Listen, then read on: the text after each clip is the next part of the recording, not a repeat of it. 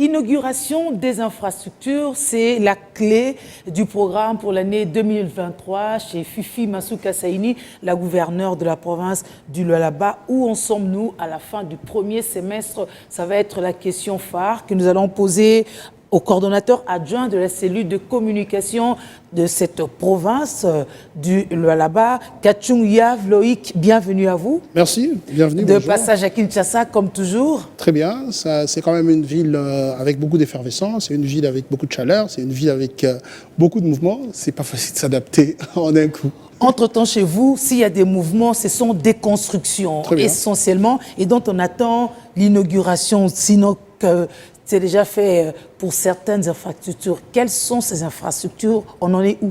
En tout cas, c'est le souci majeur que nous avons aujourd'hui. On a fait cette promesse-là à nos administrés, que 2023, ça va être une année essentiellement inaugurale, c'est-à-dire ici, ça sera le temps d'inaugurer, par exemple, ces grands bijoux aéroportuaires. Je vous parle ici de l'aérogare de Kolwezi. Cet aérogare qu'on aura pour la première fois au niveau du territoire national. Au-delà de ça, il y a dans le domaine sanitaire beaucoup d'infrastructures. Au-delà de ça, il y a les logements sociaux qui finalement sont à 90% en termes de réalisation. Au-delà de ça, il y a la voirie qu'on exploite déjà aujourd'hui sans même qu'il y ait une activité inaugurale. Au-delà de ça, il y a des choses que nous faisons dans l'arrière-province. L'eau potable est finalement partout. L'électricité, comme on en a parlé déjà. Voilà, donc il y a toute une avalanche, il y a une panoplie de choses sur lesquelles nous travaillons et je vous garantis qu'on va rester dans les délais de manière à satisfaire le souverain primaire à qui on a fait la promesse. On parle de souverain primaire, qu'en est-il des logements sociaux? Les logements sociaux évoluent normalement. C'est un projet, c'est un très grand projet et ça sera parmi les grands projets en la matière en République démocratique du Congo. Et quand vous visitez le travaux, nous sommes pratiquement en termes de réalisation. S'il faut une évaluation en pourcentage, nous sommes au-delà de 70%. Donc ça fera partie de la liste des ouvrages qu'on a retenus pour l'inauguration en 2023. De quelle manière sont faites ces infrastructures? Qui certifie qu'elles sont celles qu'on avait souhaitées? Nous avons des entreprises qui ont engrangé de l'expérience en la matière.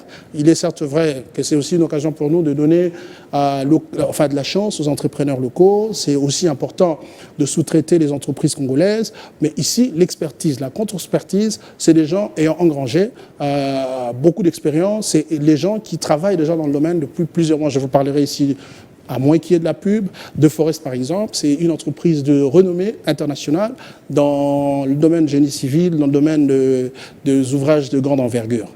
Alors la pluie s'était aussi invitée, on connaît le coin.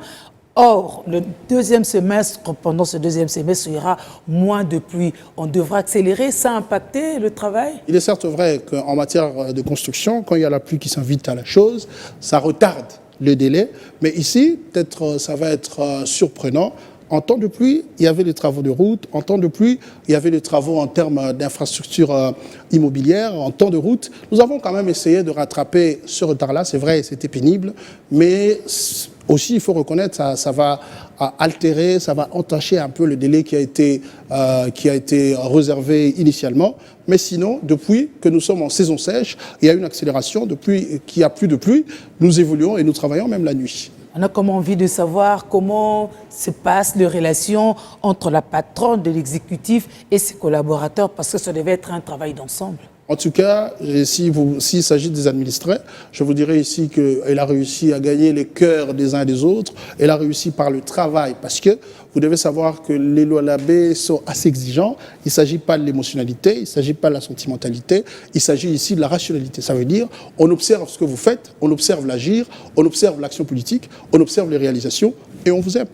C'est une conséquence. Fifi Masuka était entre deux avions, n'est-ce pas? À un moment, ça pouvait friser du matraquage lors des restitutions dans des médias. C'est quoi ces retombées des voyages en Turquie, en Chine, aux États-Unis, en République sud-africaine, pour ne citer que ces pays-là? Ce n'était pas de la touristification, ce n'était pas non plus de la villégiature, ce n'était pas une partie de plaisir. Ça veut dire qu'elle est allée faire la publicité de la province en termes de ce qu'elle recèle. Je parle ici de richesses, les richesses essentiellement minières. C'est vrai, nous pouvons être le poumon économique de la RDC, nous pouvons avoir les matières stratégiques, etc.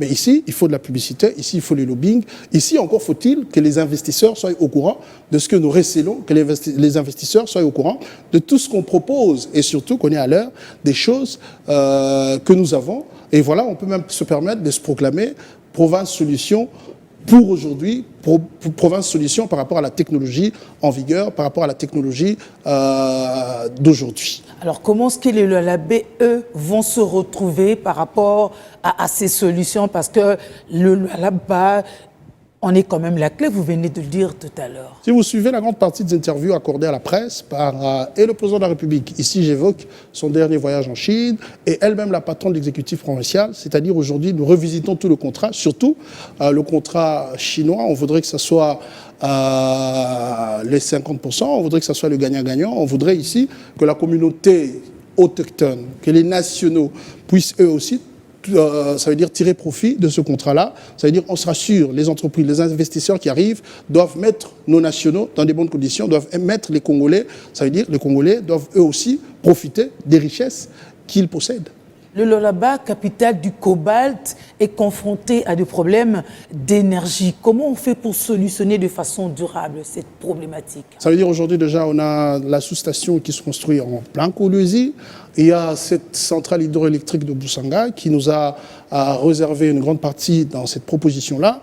Et cette grande partie qui va être remise à la SNEL. La SNEL, à son tour, devra essayer de servir sa population.